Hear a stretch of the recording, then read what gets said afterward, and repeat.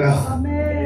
Nous remercions Dieu parce qu'il est au milieu de nous ce soir, Église du Seigneur. Amen. Et avant de rentrer dans le message, j'aimerais que l'ancien Eric et l'ancien Nicodème puissent me présenter devant Dieu. Un privilège, Seigneur. Nous prosternons. Amen. Un privilège de sentir ta présence. Un privilège, Seigneur, d'appartenir. Et ce soir, ce soit un privilège d'écouter ta parole. Ta parole, elle est bonne. Ta parole, elle est vraie. Merci, Jésus. Nous sommes venus ce soir, Seigneur, pour écouter ta parole. Nous ne voulons pas de ce monde. Nous ne voulons pas de chair. Nous ne voulons pas d'esprit. Mais nous voulons ta parole. Ta parole puisse faire du bien dans nos cœurs. Oui, Nous voulons partir bénis de ta parole. Pour le mot à propos, Seigneur. Sauveur. Amen. Oh, Seigneur. Nous demandons de bénir ton message des histoires. Merci, Jésus. Sois animé par l'esprit. Sois la pensée que tu lui as mise en ton Oui, cœur, Jésus. Seigneur. Nous te demandons de lui rappeler tout À toi soit toute la gloire. Le Saint-Esprit puisse lui rappeler Que Dieu soit la parole de glorifié. Dieu ce soir. Afin que tes âmes Que Dieu soit glorifié. parce que tu connais les besoins des Nous te bénissons. Oui, Oui, Amen. de ta main et au milieu de nous, Alléluia. sur les personnes qui ont besoin de Gloire toi. à Jésus. Nous croyons ce soir au miracle de Dieu. Amen. Nous croyons que ta main va agir pour les enfants, parce que ton messager a besoin encore de toi. Oui, Seigneur. Ce soir dans l'Esprit de Dieu. Que ton Nous nom demandons de soit le élevé, diriger, de le Jésus. conduire pour la gloire de ton nom. Qu'il soit pour nous ce soir un sujet béni. Amen. Pour ta gloire, Seigneur. Et nous te disons merci. Merci, Jésus. Amen. Amen. Que Dieu soit glorifié, que Dieu soit élevé ce soir. Amen. Que le nom de Jésus soit glorifié par-dessus toute chose, par-dessus toute circonstance, par-dessus tout problème. Que le nom de Jésus soit élevé dans nos vies ce soir. Amen. Et puis, je me suis mis à part et je demandais à Dieu, Seigneur, qu'est-ce que tu veux ce soir pour ton peuple? Et j'ai demandé au Seigneur ancien, et Dieu m'a répondu dans la Bible, par sa grâce, j'ai ouvert un verset, je dirais ça comme ça, au hasard, mais le hasard n'existe pas. Et Dieu m'a répondu avec ce message-là. Et le titre du message est celui-ci. Le bon berger au milieu de ton problème. Alors ce soir, je viens avec un mot d'encouragement. Je viens encourager l'église de Châteauneuf. Et ce soir, nous allons prendre la bonne part. Et ce soir, Satan va être dévoilé. Et Jésus-Christ va démontrer une fois de plus sa grandeur, sa beauté, parce qu'il est le roi des rois et le Seigneur des seigneurs. Amen. Alors, église de Châteauneuf, et c'est ma maison, l'église de Châteauneuf, je ne me fatigue pas de le dire. Est-ce que vous voulez écouter ce que Jésus a à nous dire ce soir? Amen. On peut dire un puissant Amen pour sa gloire.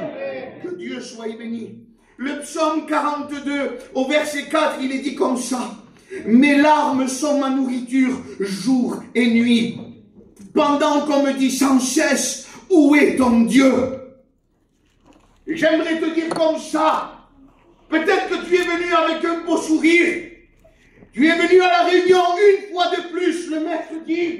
Tu as dit bonjour aux frères, bonjour aux sœurs. Mais ici, là-dedans, dans ton cœur est en miettes. Ton cœur est vide. Il n'y a plus d'espérance. Pour toi, tu te laisses envahir par le problème.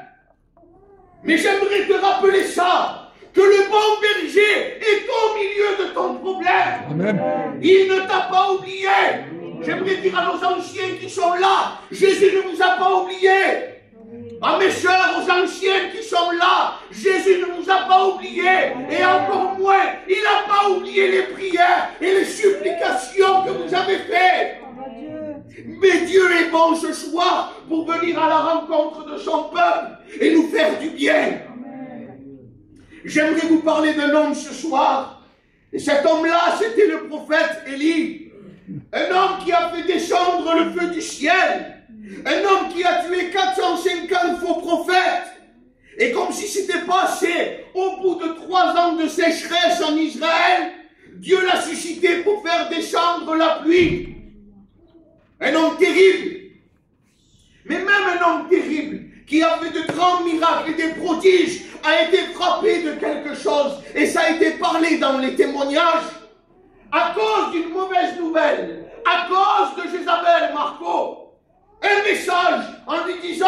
je vais t'ôter la vie. La dépression est venue sur lui. Il n'a plus voulu continuer à combattre, à servir, mais il a demandé la mort sous un genet. J'aimerais te dire que peut-être ce soir, c'est ton état. Tu es un chrétien, une chrétienne. Mais d'un coup, sans te rendre compte, il est tombé une ruine soudaine dans ton foyer et ça t'a laissé à demi-mort. Mais j'aimerais te dire comme ça que Jésus, qui est le divin berger, ce soir il vient à ta rencontre. Amen. Il vient avec son huile fraîche. Amen. Il vient avec son vin pour panser tes plaies, tes blessures, te relever. Amen. Gloire à Dieu. Et j'aimerais que Satan soit dévoilé. Comment il s'y prend Satan dans le monde invisible? Quand nous baissons la garde, quand nous nous laissons avoir, qu'est-ce qui se passe? La prière est semblable à des murailles de protection qui sont élevées dans l'invisible. Et il suffit que nous sommes négligents dans la prière, les frères, les sœurs, que cette muraille-là, elle s'effrite. Pourquoi? Elle est tellement précieuse, cette muraille de protection, qu'il faut la choyer, en prendre soin. Et c'est tous les jours, en cultivant une vie d'intimité avec Dieu dans la prière. Et peut-être que tu t'es laissé surprendre. Et la prière ne s'est plus trouvée dans ton foyer, dans ta maison. Et à ce moment-là, l'ennemi est venu. Parce qu'il est rusé, il est fin et il est patient, ancien. Et comment il vient dans le monde invisible? Il ne vient pas avec des cornes et une fourche et dire je suis le diable, je vais venir te détruire. C'est pas sa façon à lui, c'est trop gros. Mais il est malin, que Dieu le réprimande. Il est mesquin, il est vilain, il est méchant. Comment il s'y prend? Il vient dans le monde invisible quand tu baisses ta garde. Et il vient, et les anciens l'appelaient comme ça, l'homme aux pantoufles. Il vient sans faire de bruit. Et il suffit que tu aies été négligent un matin ou un soir, et il vient avec des aiguilles empoisonnées dans le monde spirituel qui touchent et qui ébrèchent le vase de ton cœur. Et tu te réveilles un matin, tu ne sais pas pourquoi, tu te retrouves à terre, tu te retrouves à miettes, il y a de l'ivraie qui est semé dans ton cœur, tu n'as plus envie de prier, tu n'as plus envie de parler avec ton foyer, tu n'as plus envie de lire la Bible. Et il vient comme ça. Et quand ces aiguilles-là, elles touchent notre cœur, et que le vase de notre cœur est ébréché, alors là, Satan, il vient prêcher son message. Parce que Satan, il a son message, que Dieu le chasse. Et vous savez quelle est la racine du message de Satan, les anciens? C'est la demi-vérité. Il viendra toujours te parler et te dire, tu n'es pas capable, tu n'es pas à la hauteur, tu ne t'en sortiras pas.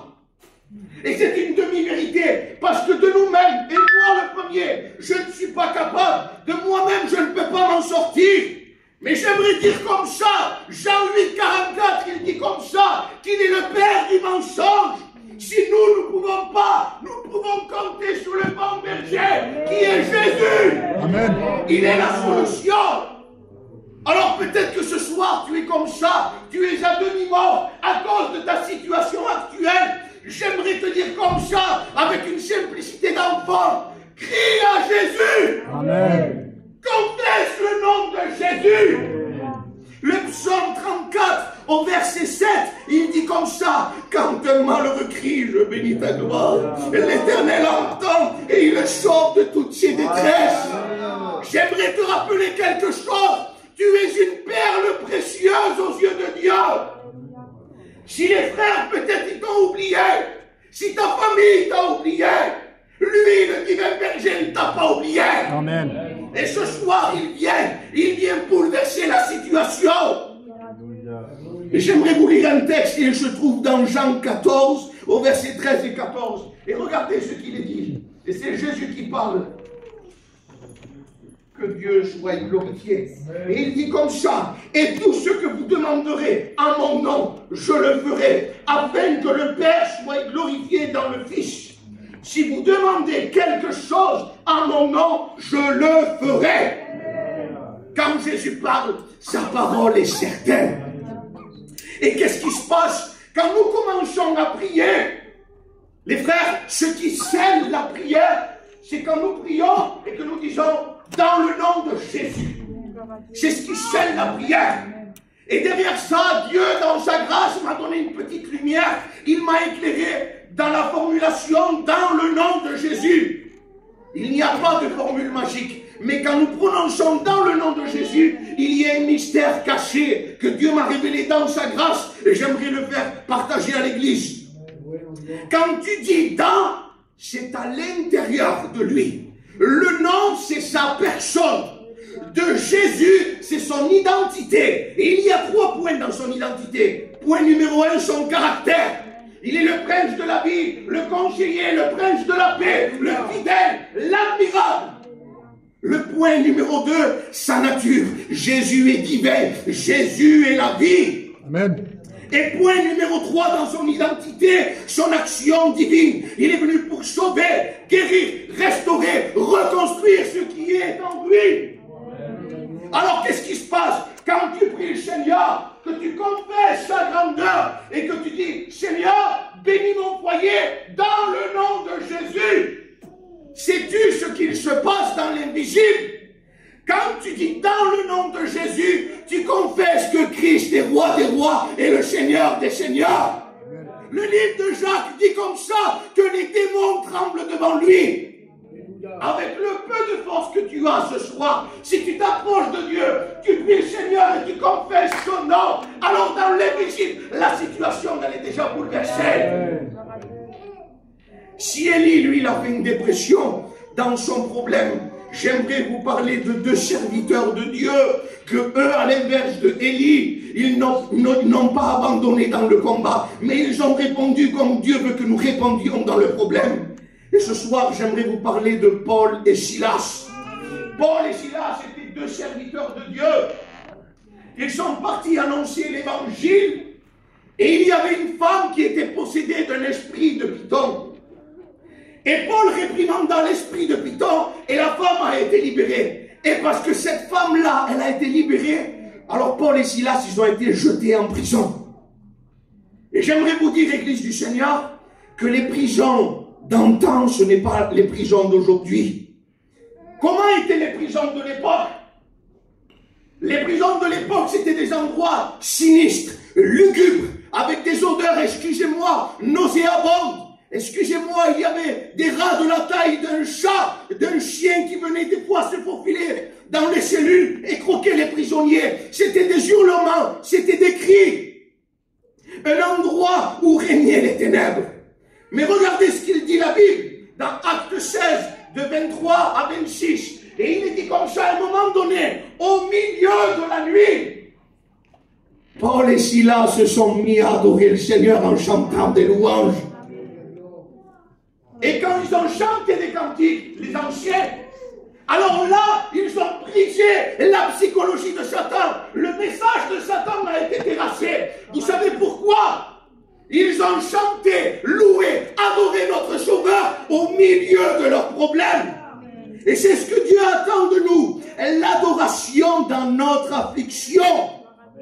Et pourquoi notre adoration au milieu de notre affliction, elle plaît à Jésus? Parce que Jésus tire le meilleur arôme de nous au milieu de nos afflictions. Dieu le Père lui-même a pris le meilleur arôme de Jésus au milieu de sa souffrance dans le jardin de Gethsémane, dans le prétoire, à la croix du calvaire. Et c'est ça ce que Dieu cherche de nous, un cœur d'adorateur. Amen. Et quand la louange et l'adoration, elle est trouvée au milieu de ton problème, Satan ne peut faire qu'une chose, c'est s'enfuir. Parce que là où tout est chaos, tout est détruit, tu te mets à adorer Dieu, il ne peut pas aller plus loin que ça. Et cet endroit-là, de cette prison-là, pour la première fois de son histoire, il a été visité par la présence de Dieu. Cet endroit-là, qui était un endroit de malédiction, pour la première fois de son histoire, est devenu le lieu de la bénédiction.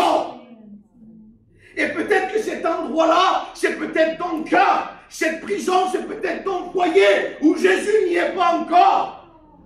Mais ce soir, si tu demandes à Dieu qu'il vienne bouleverser la situation, il vienne bouleverser ton foyer, alors cette maison-là, qui est un champ de ruines, sera éclairée par la paix, par la grâce, par l'amour de Jésus.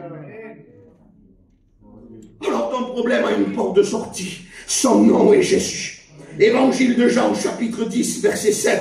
Jésus y parle et il dit, je suis la porte des brebis. La paix pour ton foyer, la paix au milieu de la ruine, tu la trouves qu'en Jésus et en Jésus seulement. Alors qu'est-ce qui se passe? Et je vais conclure le message. Quand tu confesses Jésus dans ton problème, que ta foi elle est ardente, que ton front il est rendu aussi dur que le diamant, comme il dit Ézéchiel, qu'est-ce qui se passe? Alors Dieu agit, Dieu bouleverse la situation. Et la Bible nous dit comme ça, qu'il a dépouillé les œuvres des ténèbres dans Colossiens 2:14 et 2:15. Ça veut dire que Dieu nous a donné une victoire totale sur les ténèbres, sur l'opposition. S'il y aurait des murailles ce soir qui t'entourent, peut-être tu es entouré des murailles de Jéricho, dans le nom de Jésus, elles sont brisées. Amen. Si Goliath il se dresse contre toi, dans le nom de Jésus, tu es vainqueur. Peut-être ce soir, à cause de ton problème, tu es dans la fosse au lion. Dans le nom de Jésus, tu sors victorieux. Dans le nom de Jésus, si dans ta situation tu es bloqué, alors le Seigneur il ouvre la mer en deux et il te fait traverser. Là où il n'y a pas de solution, là où la route est fermée, Jésus, lui, il se lève de son trône, il ouvre la mer en deux pour toi et il te dit, mon fils, ma fille, passe, je suis avec toi. Alors ce soir, tu n'es pas n'importe qui. Tu es un enfant de Dieu. Dieu ne t'a pas oublié dans ton problème. Il est là. Il est là. Il veut te relever. Il te tend la main. Il veut te restaurer. Il veut que ta vie de prière soit renouvelée. Que ton intimité avec lui, elle soit renouvelée. Amen. Est-ce que vous voulez prier le Seigneur ensemble, l'Église de Dieu? On peut prier le Seigneur. Nous te bénissons, Seigneur, et nous te rendons gloire et grâce. Nous te disons merci pour ta parole. Merci parce que tu as dévoilé les plans de l'ennemi. Et ce soir, Seigneur, l'église de Châteauneuf, et plus que jamais, elle est vainqueur, Père, parce que tu es au milieu de nous. Et Seigneur, tu n'as pas oublié ton peuple. Que ton nom soit loué, glorifié, mon Père. À toi la gloire, Seigneur.